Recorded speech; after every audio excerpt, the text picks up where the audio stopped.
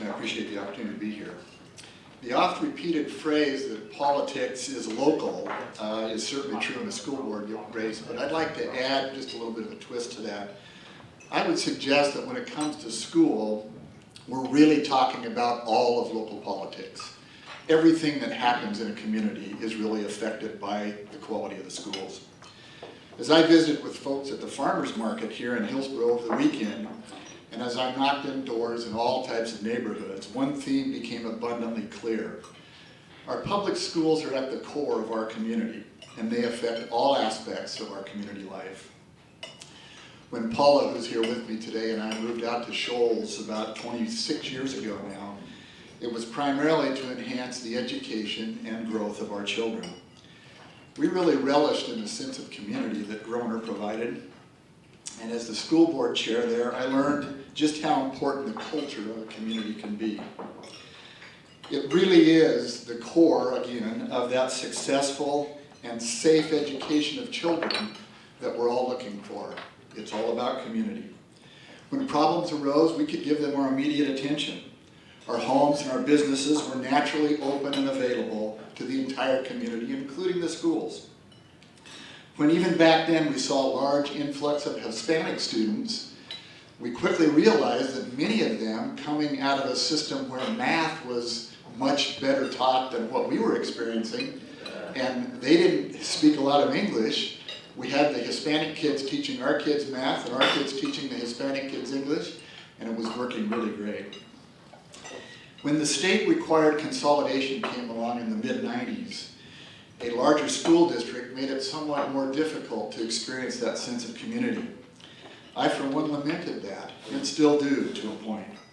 I have become convinced, however, that the same culture of community that we were blessed with there at Groner is not only possible, but absolutely essential as we search for ways to increase the success of our schools in a moment of difficult finances. We are not alone in this quest. School districts all over the world are experiencing increasing diversity, fewer truly qualified teachers entering the system, and decreasing funding. But we don't have to invent the solutions. With great examples from all over the world, we can overcome the money problem and adopt a culture of excellence in the classroom that will be supported by the entire community. By doing so, we will change the status quo. We have to do this. When you have a moment, take a look at the McKinsey Company report on international school quality done in 2007. It was also updated in 2010. Consider Long Beach, California, one of the most diverse and most financially difficult school districts in the entire country. Now touted as one of the top public schools internationally.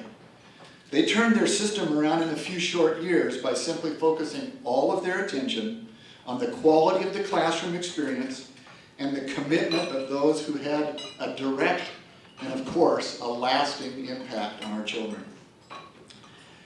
Perhaps some will say that I am naive in thinking that I can do anything to change the system.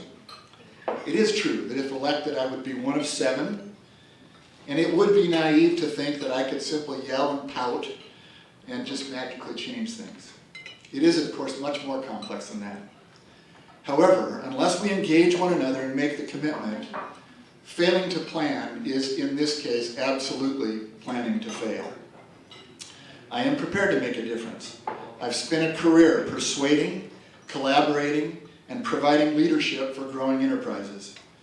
6 birth kids and the process of raising another 7 Viet refugee children has left me with a profound recognition that our public life is absolutely shaped by our public schools.